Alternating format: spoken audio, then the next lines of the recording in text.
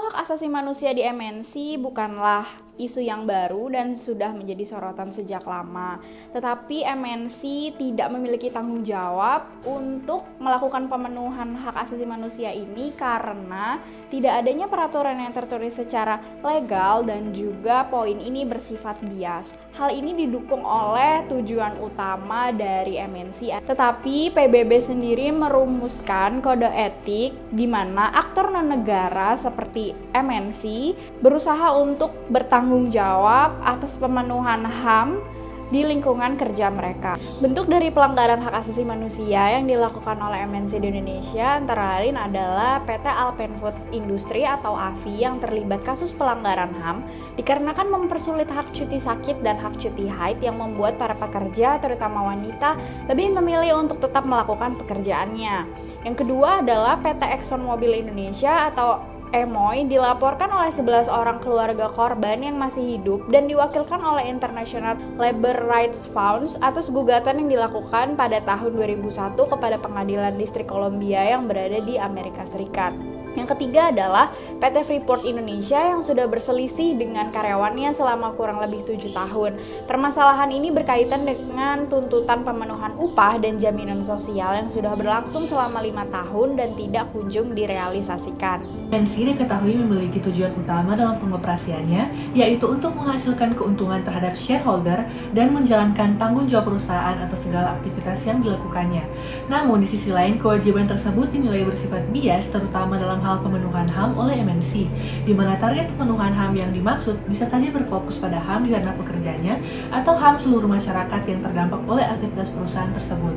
Dalam menanggapi permasalahan ini, PBB berperan sebagai pihak yang bisa melakukan perumusan kode etik untuk perusahaan transnasional yang telah dilakukan sejak tahun 1977 sampai 1990. Namun nyatanya kode etik ini tidak pernah diadopsi dan diimplementasikan secara nyata. Sedangkan ILO telah berperan untuk menegaskan mengenai implementasi HAM di ranah MNC. Lingkup HAM ini dominan pada pemenuhan hak tenaga kerja, di mana ILO juga telah mengesahkan peraturan ini di konvensi tahun 1995. Implementasi HAM di ranah MNC didominasi dengan isu ketenagakerjaan dan upah.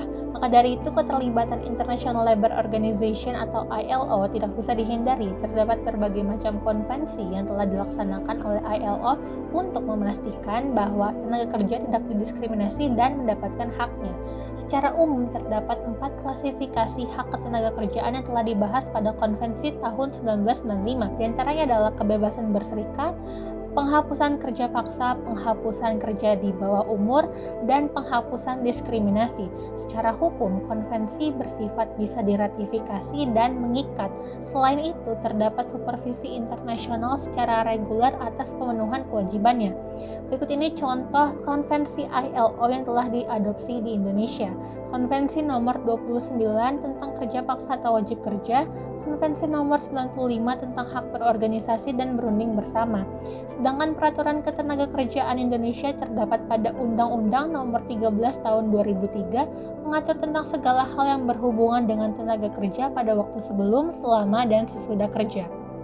Dengan demikian, dapat disimpulkan bahwa isu hak asasi manusia yang terjadi dalam lingkup MNC sangat penting untuk kita pahami karena MNC memiliki pengaruh yang sangat besar bagi masyarakat. Kasus-kasus pelanggaran HAM di MNC tidak hanya ditangani oleh MNC sendiri, namun dapat melibatkan entitas seperti pemerintah negara di mana MNC tersebut beroperasi, hingga organisasi internasional seperti International Labor Organization dan United Nations. Hal ini harus berdasarkan dengan regulasi atau undang-undang yang berlaku dalam suatu negara tersebut serta perjanjian yang dipatuhi oleh komunitas internasional. Oleh karena itu, agar supaya suatu MNC dapat mempertahankan relevansinya di persaingan global, sangat penting untuk melaksanakan pemenuhan HAM serta tanggung jawab sosial lainnya.